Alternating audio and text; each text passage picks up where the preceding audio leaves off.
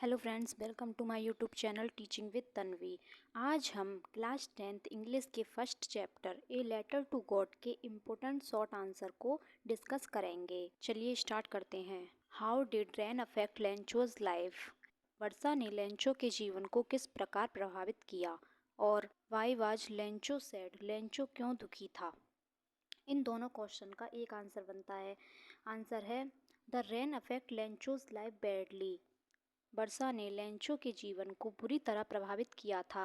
The hailstorm had destroy his crop totally. ओलावृष्टि ने उसके खेत की फसल को पूरी तरह से खराब कर दिया था। ही वॉज सैड, वह दुखी था। About the survival of his family, अपने परिवार के जीवन को बचाने के लिए। Question number 2, why did Lencho write a letter to God? Lencho ने भगवान को पत्र क्यों लिखा? और what was the single hope for the family of Lencho? Lencho के परिवार की एकमात्र उम्मीद क्या थी? Answer, Lencho had firm faith in God। Lencho का भगवान में दृढ़ विश्वास था। When his crop was destroyed, जब उसकी फसल बर्बाद हो गई थी, he had only one hope, उसके पास सिर्फ एक उम्मीद थी, the help of God, भगवान की मदद। He believed, वह विश्वास करता है, that God would help him in misery, कि भगवान इस दुविधा में उसकी मदद करेंगे। He would not let him die in hunger, वह उसे भूख से नहीं मरने देंगे। So he wrote a letter to God, इसीलिए वह भगवान को पत्र लिखता है। Question number 3, why did the post master send money to Lencho?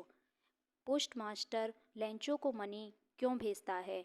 और why did the post master send a reply to Lencho's first letter address to God? Lencho द्वारा ईश्वर को लिखे गए प्रथम पत्र का पोस्ट मास्टर ने जवाब क्यों भेजा?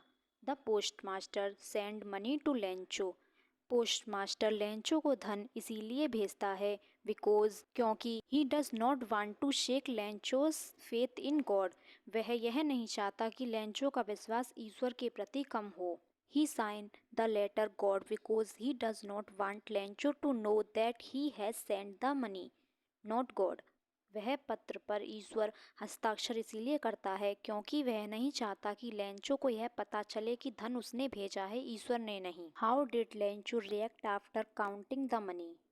धनराशि गिनने के बाद लेंचो ने किस प्रकार प्रतिक्रिया की थी? What was Lencho's remark for the post office employees? डाकखाने के कर्मचारियों के लिए लेंचो की क्या टिप्पणी थी? What did Lencho call the employees of the post office in his letter to God?